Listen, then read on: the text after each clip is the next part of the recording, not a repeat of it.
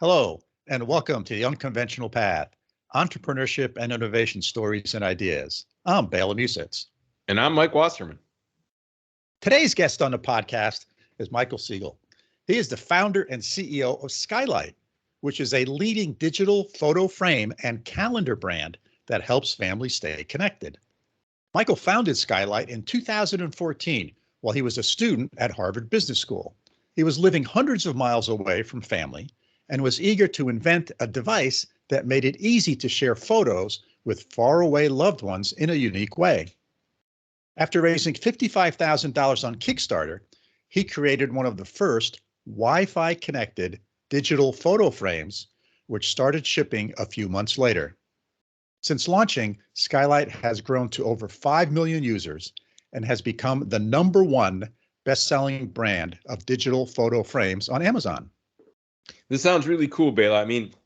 I always love when you interview these founders and we get to hear their stories of how they were successful, because it's always different. There's no one right answer to this, as you know, we both know, but there's always interesting lessons to learn, and there's always these fascinating twists and turns. So let's get right to it. The interview with Michael Segal. That feels like when you make once and never again, right? Hopefully. Yeah, that's embarrassing. All right, we're recording. Okay. 3, 2, 1. Hello, Michael. Welcome to the podcast. Good morning, Bela. It's a pleasure to be here. Hey, super. So tell us a little bit about your company. My company's called Skylight, and we've been at it for 9 years, since 2014. We make smart home hardware products for families that we think of as solving really important, focused problems in people's lives. So most people might know us for the Skylight frame, which is the most popular smart digital photo frame on the market. We brought that to market in 2015, and today we're the leader in the space and still innovating. And more recently, we've had our second product start to really gain popularity, which is Skylight Calendar. And that is for families, usually with kids, but not always, who have a strong organizational need, a bit of chaos in the home that they want to subdue. And it's a big smart calendar on the wall that does chores and meals and everything a family needs. So between those two products, our relatively small team has our hands full. Oh, wow. Sounds kind of neat. So where did the idea for these products come from? So I'll tell you the specific story for both, and I'll tell you the philosophy. The specific story is in 2014, I was in business school, surrounded by lots of people like myself who were far away from our families. And so we wanted to build a business. There was a host of ideas that were on the list, so to speak. And as we went around and talked to our peers and just folks in the area, the one idea that made people's eyes light up, and you'll hear me use that phrase multiple times because it genuinely made their eyes light up, made them sit up in their seats, was the idea of a picture frame that you could send photos to anytime from anywhere. Your family members could do it too. And mom, dad, grandma would be delighted to receive those photos. So when we saw people's eyes lighting up, we knew we had something, and it's more or less been downhill from there. The second part of the story, because really Skylight Calendar was born fairly independently, we went around to our most passionate customers about 4 years into the company, and we said, what else do you need? And again, we listened when we had a long list of ideas, and the one thing that made people's eyes light up was the idea of a calendar to organize their lives. It was probably not even in my top 10 list personally of things I was excited about. Yeah. But, and here comes the philosophy.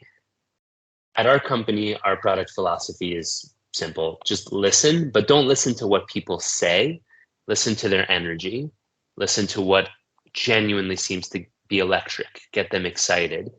And the value of that is then if it takes years to build the product, which it did with Skylight Calendar, it was a 4-year overnight success. We knew that they needed it. So we just hadn't built it right, but we remembered the fire in the eyes and the passion. And so we knew we had to keep working, and eventually it caught on, and now it's growing like a weed. Yeah. Well, there's a real little nugget in there, what you said, about don't just listen to what they say, but sort of listen to how they say it and their energy about it.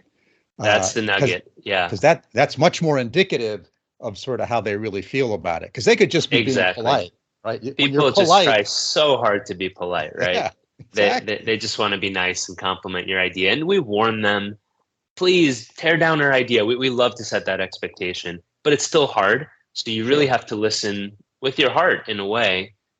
Another trick I use very regularly is I ask people to give me their enthusiasm on a scale of 1 to 10. And believe it or not, people will spend 10 minutes telling me how much they want and love an idea. And when I ask that question, they'll go, 5. And so at our company, the rule is if you're not getting 9s and 10s, it's not a real validation of a feature or product. Yeah. Super. So picture frames, electronic picture frames, sort of a crowded space. There's a lot of competition out there. They've been around for a while. So what sort of makes Skylight special? So it's a 2-part answer. In 2015, when we launched, the idea of a smart picture frame that was touch screen that anyone in the family could send to right from their phones and upload remotely, that was a fairly novel idea. There was maybe 1 or 2 players doing it. I won't say we were the first, but we were close. Before that, you had to upload the little SD card, and basically they would just become bricks in the house where either they got turned off or they got 10 photos on repeat for the next 10 years. So we were one of the first companies to realize, technology's here with Wi-Fi enabled Android devices to solve that. And so we did. So that was phase 1. Your question, I think, has a new meaning now in 2023, because in the last, I would say 4 years, the field has definitely gotten more competitive. And I would break it into the big guys. Google, Amazon all have some sort of a smart display product. I'll talk about them. You got the really smart startups, and there's a couple of those who we admire and are friendly with that we're competing with in the market. And then you have the overseas copycats, right? There are countries like predominantly China that are very good at making this sort of hardware and okay at software. So let me just address all 3 briefly. The big guys surprisingly don't really worry us. People love that we are a focused device that makes it effortless and really simple for the recipient to just get photos from the family. The Echo Show is like a Swiss Army knife. It's great for some things, but it's not great for what we focus on. So focus is the operative word there. The copycats are also, getting some share, mostly on Amazon. But if you look at every hardware company, that happens. But the question is, do people care about brand and user experience in our category? We know the answer is yes. Simplicity, a focus on features for the family, continuous innovation. People look to us for that. So it's not that they wouldn't consider the alternative, but they'll generally start with Skylight or one of the couple big brands first. And then if our price is right, they'll stay with us. So it's ours to lose, fortunately, since we started early.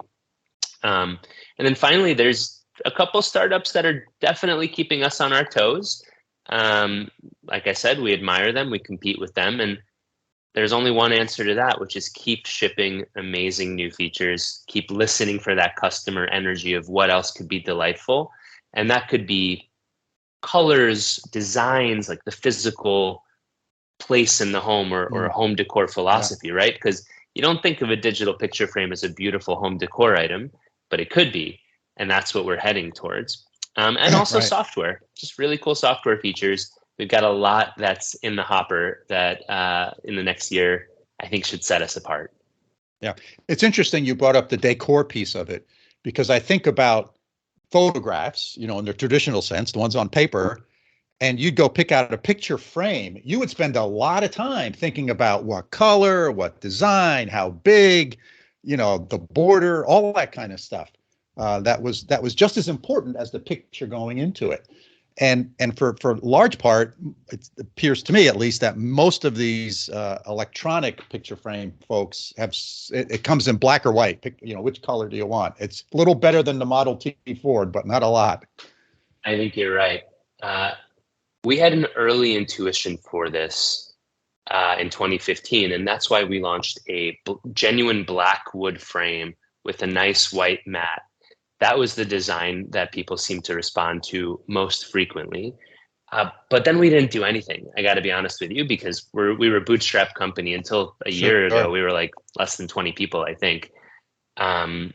So now that we have a bit more resources, we are thinking very hard about how can we make this an item you are genuinely proud to have in your home. The first thing we did was we launched a beautiful large one, right? Because some people want a statement home, almost like a temple for their photos. So the 15-inch Skylight is that. And more recently, we've launched colors, because I think we learned, as much as we talk to people about what's the one beautiful design, the better digital picture frame, what we really learned is that design is about variety. And so we've got gold, silver, white, and other designs coming. And that's really our first foray into going beyond the Model T, because you're so right about that. It's only the first or second inning on being a design brand, which we would love to be. Right. Because the picture part's sort of a commodity almost. Yeah, it wasn't 4 years ago, but admittedly it is now. So I think you're spot on. Yeah, I mean, success will make it a commodity. Right? That's right. That's right. So a successful market, it becomes a commodity. That's just for what it's worth. The calendar does not, I believe, currently does not have that problem. It took us probably, without exaggerating, 10 to 20x the engineering effort, mistakes, kind of ugly product development work to create a product people loved there. Right. So we think there's more of a software moat on the calendar and home organization side, but not so much on the photo side. Yeah, you're right. Yeah. I mean, I can certainly imagine on the calendar, sort of the user interface is of utmost importance, because you're interacting with it multiple times a day. Exactly. A picture is sort of static, other than, you're uploading some more or you're taking some off. But other than that, it's sort of static. You're not really interacting with it that much. But a calendar, holy smokes, a family of four, everyone with it. So not only do you have to be able to have, maybe someone in their 70s who can interact with it, but also someone who's 12 interact with it. So that's a really big user interface challenge, I can imagine. And the one who gets it right is the one who wins there. I think you nailed it. That's exactly right. It's much harder. It's used with great frequency throughout the day. Yeah, interesting. That's kind of cool. So let's go back to the beginning of the company. So you were in grad school, getting your MBA. And so you wrote this business plan. Take us through the next 3 or 4 steps. So very much a lean methodology case study. The very first thing we did was talk to a lot of people. We saw the fire and the excitement in their eyes. And then we built it, but we were soldering, wires in our dorm room at the time. So those first 40 or 50 that we made were not especially functional, and apologies to my friends and family who ended up buying them. But the fact is, beyond friends and family, we were shocked how quickly they sold out. So this junky first version that we made ourselves just flew off the shelves in a day or two. We went, okay, now let's make a real version. It's that truism of, if you're not putting out a product you are embarrassed about, you've overshot the goal. So we definitely followed that truism. Subsequently, we got a little better. We found a scrappy supplier who could make this for us at a better quality than we could, for sure. Admittedly, the first couple of years, the quality wasn't super professional grade, but we were only selling a few hundred or maybe a few thousand a year. It was small, and so we had to put up with what we could get. And that was sort of the story. And what I didn't mention is I was part-time with my partner on this. We were both part-time between 2015 and 2018. So we were just kind of seeing what happened. We knew we had something people liked, but we didn't know if it could be, we certainly didn't know it could be as big as it's gotten, with millions of families using it every day.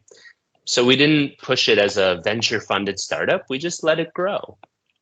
And the key unlock was we realized, oh, we don't have any margin to market this thing. So we made a bigger one. It turned out people loved the bigger one more than the smaller one. And everyone told me sell something for under $100 because that's the price point in electronics. They weren't wrong generally, but when it came to displays of your most important memories, they were totally wrong. So suddenly we had a $150 device. We had a certain amount of margin that we could play with.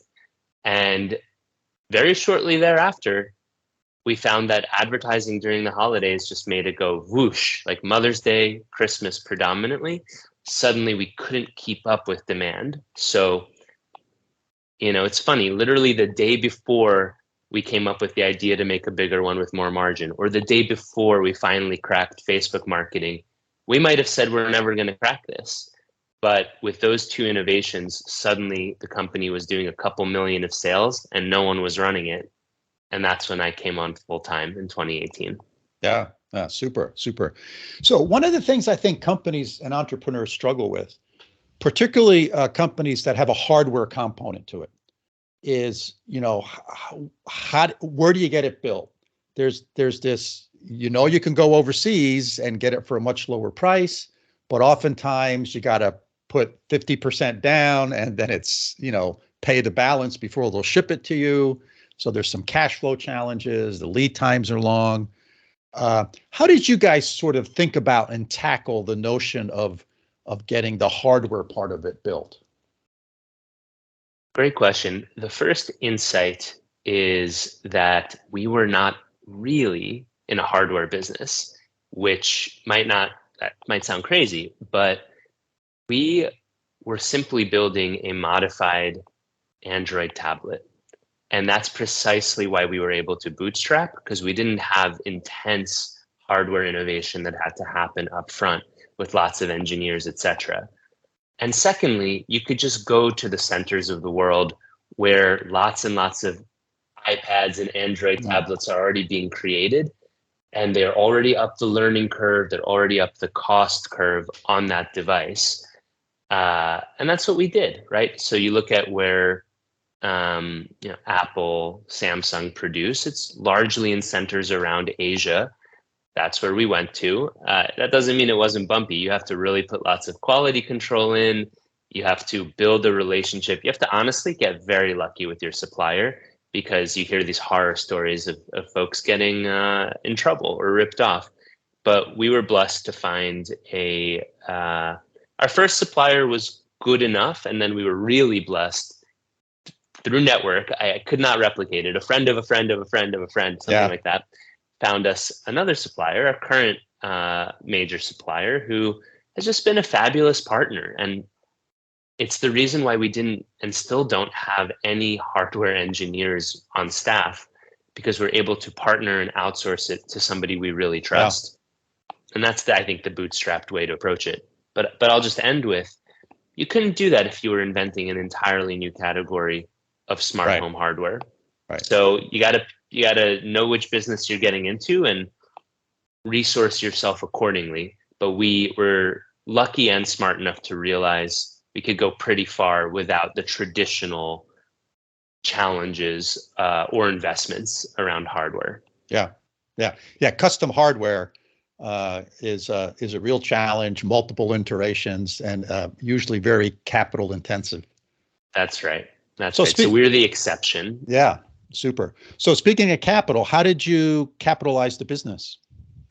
So what we haven't talked about is I was a venture capital investor for a number of years, including right before I went full time with Skylight. So I was at a firm called Bessemer Venture Partners, prominent, fantastic VC, who I'm still in close touch with, and I love them dearly. As I was realizing that I wanted to go on an entrepreneurial adventure, Skylight was starting to take off. So it was natural to leave. And it was natural to think about, should I take a seed round? This was 2018. So seed rounds were, not as hard to raise as maybe even right now, post the pullback. But I knew, and I had seen a number of stories, including at Bessemer, where hardware businesses got in trouble taking the VC path. because number one, inventory is insane, especially when you're a giftable product like we are. Yeah. And the VC business model is not made for the stress of Q4 inventory overhangs.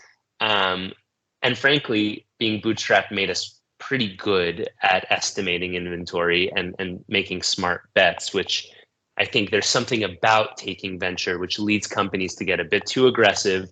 The mentality in the room is like, go, go, go. And they end up overshooting and having to have a pretty big problem.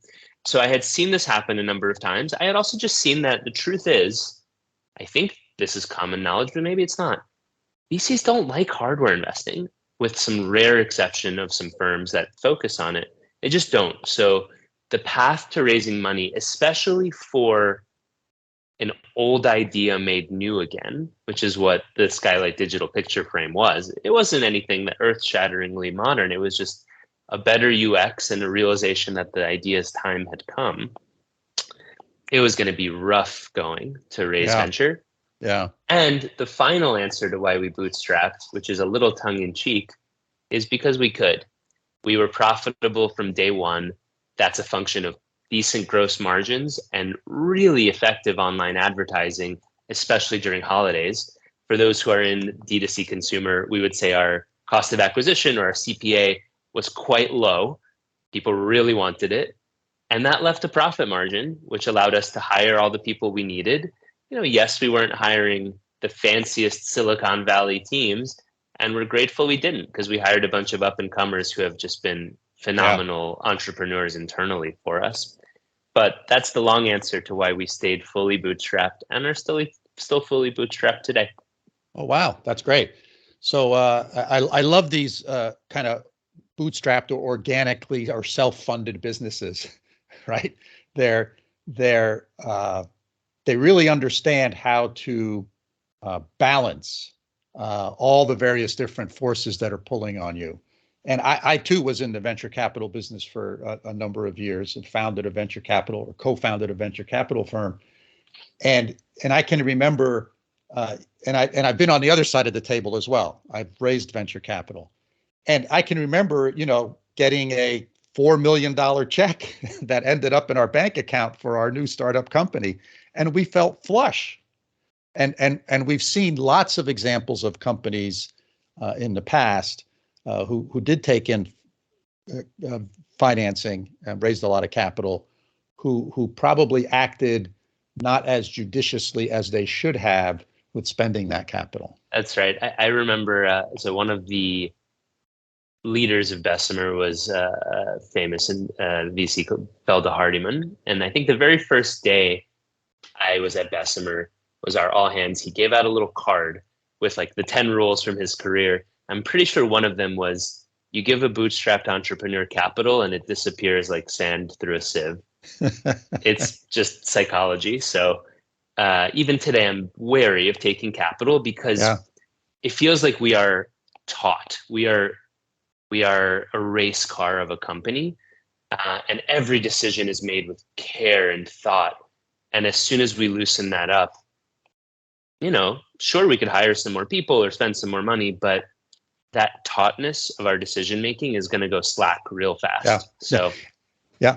And you're in a business and an industry that's not capital intensive, or you can make it not be capital intensive, which I think is one of the beauties of it. Right? There's certain industries where it's $100 million just to get in. So that's right. So the two forms I think of capital intensiveness are product to get to product market fit, and then some sort of marketing capital intensiveness. There's actually a third I'll talk about in a second. So we don't have the marketing capital intensiveness. We break even and make money on the first order, which is, if there's one insight for any consumer entrepreneurs who will listen to this, try to break even and make money on day zero, because it frees your cash flow. You don't have a payback period. It's magical.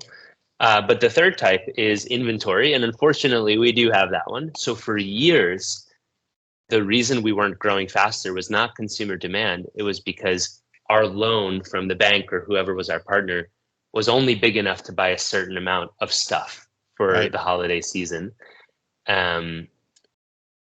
Ironically, now we don't have that problem. We've had enough of a track record that we have a fantastic new partner.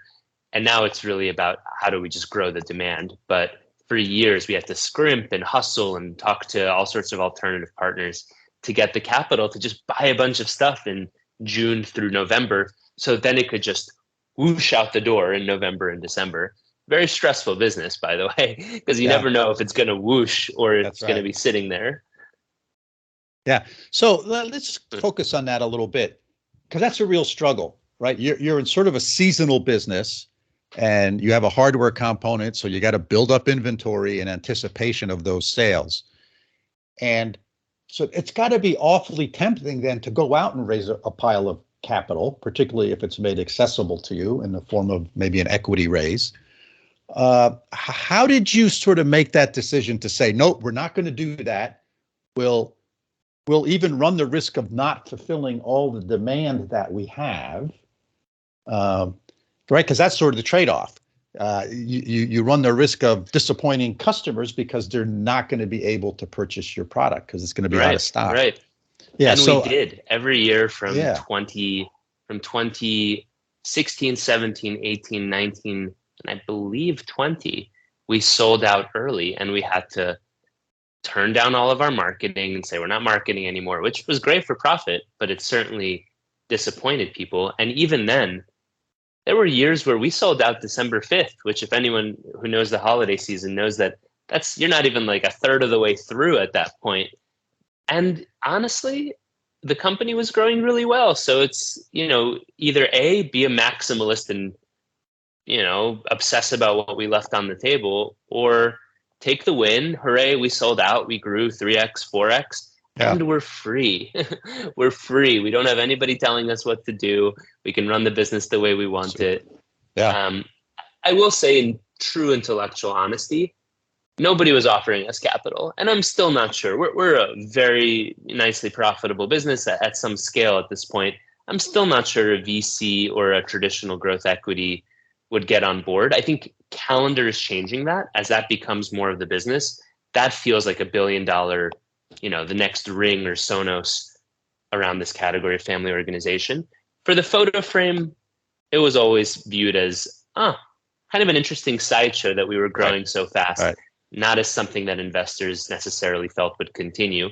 We felt quite confident in it. So my honest answer to you is, if we'd been offered equity capital at a really good price, I might have been tempted to take it, but I will say I'm very glad I didn't. Yeah. Being free is you just hear these, there's more or less a couple reasons companies implode. Running out of money is the main one.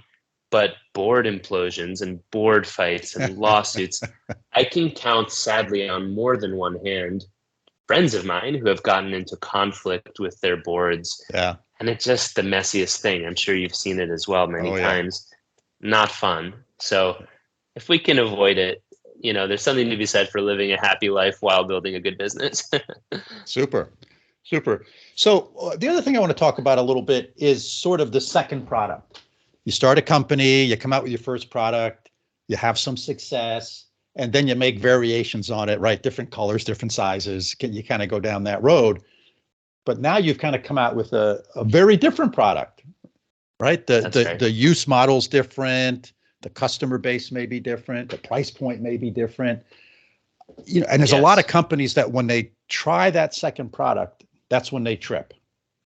And you are so right about that. Yeah. Talk about that a little.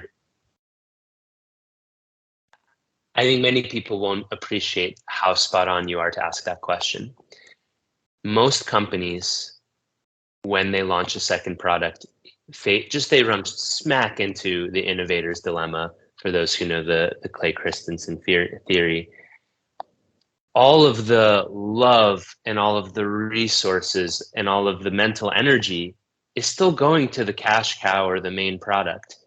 And so the second one just inevitably dies on the vine, because guess what? It's hard to make anything new. It took 4 years to make Calendar successful. And I'll be honest with you, we probably nearly killed it more than a number of times. It was just puttering along. People didn't like it, etc. There were 2 reasons why we kept going. One is because I had have a great partner, our CTO, Jake Kring, who it was his vision. He believed in it. And, we're equal partners spiritually in this. So if he believed in it, like, let's go. We believe in following our talented people's energy in that regard. But secondly, we remembered the fire in their eyes. And so we just kept going and going. But it was a gauntlet. And I honestly am not sure I would recommend it to any other company. I think in 99 out of 100 cases, that product would have failed. We were very lucky that we persevered enough for it to succeed. I think it's the exceptional rarity for a company to launch a totally new business as a startup and succeed. The only way you do it, by the way, this is the Clay Christensen theory, is you set up an entirely modular set of resources, which, boy, we could not afford to do. So all of our marketing people, all of our product, all of our engineers still are pretty much sharing this tug of war between Frame and Calendar. And again, the only reason we succeeded is because at our biannual offsites, we would argue it out. We'd be like, what the heck? Frame needs to be getting more, Calendar needs to be getting more. Because we had the emotional maturity to face that issue head on, we were able to consistently keep enough resources on Calendar to see it through. But I think in most companies, especially at a big scale with a lot of egos, it would never succeed. Yeah, that's great. Good story. So we've been chatting almost 30 minutes now. So I want to start wrapping this up. So where can people go, Michael, to find out more about Skylight? Sure. So our website is skylightframe.com, SKYLIGHT, frame.com. You can find both the Frame and our Skylight calendar there. And you can find both on Amazon as well. And we are in some retail stores, including a pretty big, exciting one. I don't know if I'm allowed to share it yet, so I'm going to hold off. But look for us in your favorite big box retailer this Q4, and there's a really good chance you might find us. Yeah, super. So that triggered another question. So again, as a startup, right now, it's relatively easy compared to 30 years ago to sell direct, right? There's a lot of direct channels. And then there's do we also go on Amazon? So there's these online opportunities, and then there's the traditional brick and mortar. How do you sort of think about distribution? Great question. We were fully direct until I think 2020 or 2021. We did some work with QVC. That was our first foray into retail. Retail is really hard. It's hard. Retailers have a lot of demands operationally in terms of discounts, other stuff that's a little in the weeds. So I'm very glad that we waited. The other reason we waited is because we were building a category. Nobody knew about that they should be thinking about smart digital picture frames. They thought the category was old and forgotten. So I don't think we would have done much in sales in 2018 or 19, even if we had done all that hard work to get into these retailers. However, once you get to a certain scale, and I don't have a hard and fast rule, but I think 25 to 50 million of revenue, it's important to be multi-channel. If you're building a generational brand, it has to be everywhere that the customer is shopping. So folks who hold out from selling on Amazon, it's a little bit crazy. I understand about brand dilution and all that stuff, but that's where people are shopping, and now post-COVID, Target, Walmart, Best Buy, Costco are where people are shopping. And so you got to be there. You got to hire up the team. And, I confess, if we had venture funding, we probably would have and should have done it a couple years early, because there are some of our competitors made that investment and it didn't pay off for a couple of years, but I would say to their credit, it's now paying off for them. And it's a little harder for us to get into certain retailers. We think that'll change as we continue to innovate on product. And it's already starting to change. But yeah, you don't want to go too early into retail, but you also don't want to go too late. So like everything in business, there's no easy answer. That's right. As somebody once said, one of my business school professors said, this is actually harder than rocket science, because for rocket science, you can actually write an equation on how to get to the moon. That's a mathematical equation. Well, there is no mathematical equation for business, for success in business. So it is a lot harder. No, there really isn't. There really isn't. You got to think real hard. And then I would say you have to trust your gut. The best entrepreneurs think, and then they know when to stop thinking and follow here. Yeah. And by the way, I just got approval to share. We will be in Target this fourth quarter. So look for us there. Yeah, congratulations. Super. Hey, Michael, you've been a wonderful guest. Thank you so much for being on the podcast. I really enjoyed our conversation. It was such a pleasure. Thank you. And thank you for the great questions. It was really fun. Okay, let me stop recording. Bela, yeah, that was really interesting. So I guess from my side, I had three big takeaways from your conversation with Michael. And one is, I love that they had one successful product and they got it into the marketplace and into the hands of the consumers. And then what do you say, 2 or 3 years after that, not a really long time, they were already searching for their next product. And you and I have both heard and been involved with lots of founders and new companies that are so focused on their original idea and growing that idea that they don't start planning their second product early enough. And what happens? Either somebody jumps in and imitates them, or there's a lawsuit, or the product fails, or just people get sick of it and they don't have that second product kind of ready to go. So I loved that they were early on thinking of the next kind of big thing that they were going to try to sell. And it took a long time, right? That was fascinating. Yeah. Second thing, and I frame it a little differently when I teach my students this, because I learned this the hard way too, is you are not your customer. So when you have this great idea and you think, oh, I'm going to go for it and I'm going to get investors and I'm going to bootstrap or whatever you're going to do and you're going to sell it. And then you realize, you know what, holy mackerel, I'm not my customer. Right. And I love that when they were doing their market research for their second product, this calendar thing wasn't really something that Michael thought it was a great idea, and it wasn't something he had passion for, but they picked up on the passion and the energy of their consumers. Right. That, there was this idea that that here was something that when they talked to people, it resonated, and it wasn't something that he was in love with. And that's okay. That's okay. Right. And then the third thing was this validation method that he had, that it's okay. It's not necessarily what they say, but it's how much energy or enthusiasm they have. And they look for something like a 9 or a 10 on the scale of 10. And I think that was a really cool way to do this. You and I have both taught validation, and it's so important. But yeah, a lot of people aren't looking at the right cues when they're validating. And I thought this was a really creative and interesting and effective way to do that. So those are my kind of big top three. What were your big takeaways, Bela? Yeah, I think your points are all really excellent, Mike. So I think those are really key. The things I'd add to that are, this is a crowded space, and it's another great example of sort of figuring out how to elbow your way into and maintain your position in a very crowded marketplace. And, the analogy I think of here is the bread aisle at the grocery store. I mean, I don't know how it is in Germany, but at the grocery store here now, the bread aisle is a whole aisle. And there's 50 different types of bread, where 30 years ago, there was 4 different types of bread.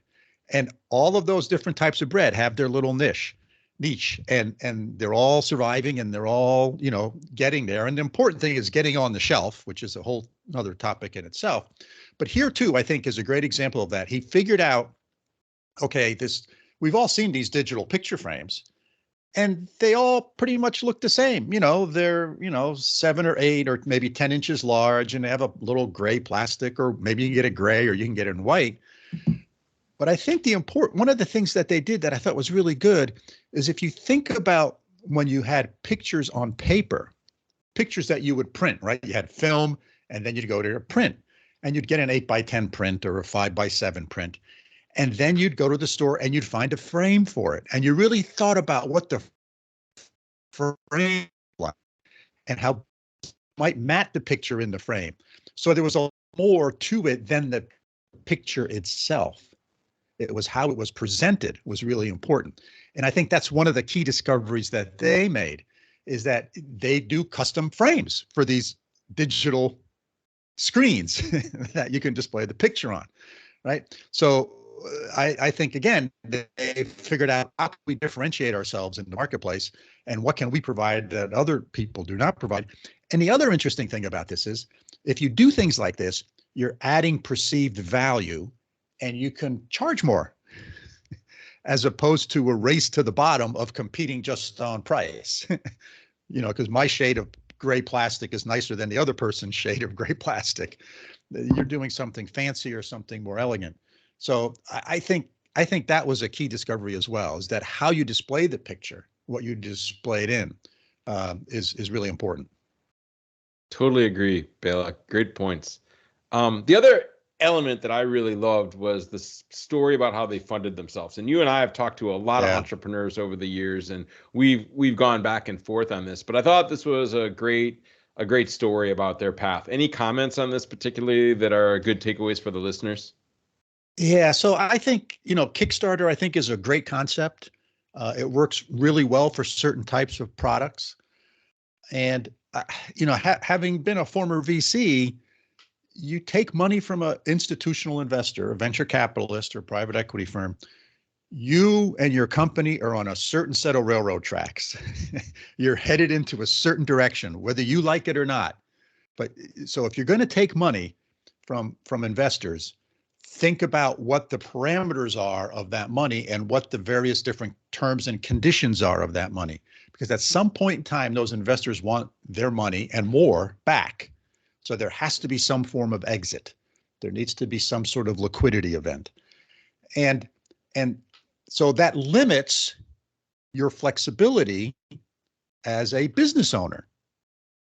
Now, if you have a business that requires lots of capital, you may not have a choice if you have no other source of capital. So if you're starting a business that, it's $20 million just to get to the marketplace, well, you're going to probably have to go get some institutional investors. Whereas if you can start a business that doesn't require that much, and you can do a $50,000, $55,000 Kickstarter campaign, you can get some early product out there, generate a little bit of revenue. And if you can structure your business in such a way and work with your suppliers, which is very difficult in the early days of, not having to pay for things in advance and et cetera, and you can manage your cash flow, because it's really about cash flow in the early years, or really all the time, it's about cash flow. So if you can structure your cash flow in such a way that you don't have to go out and raise capital, then you're in a much better position, I think, because you have more freedom of choice. You have more decisions that are within your window of opportunity than when you're taking money from investors, where a lot of those decisions are going to be made for you, or other options are just taken off the table. You can't. No, we're not doing that because you took. So anyway, it's important to understand that. So I think that's the real key takeaway for me in these types of businesses. Yeah, brilliant.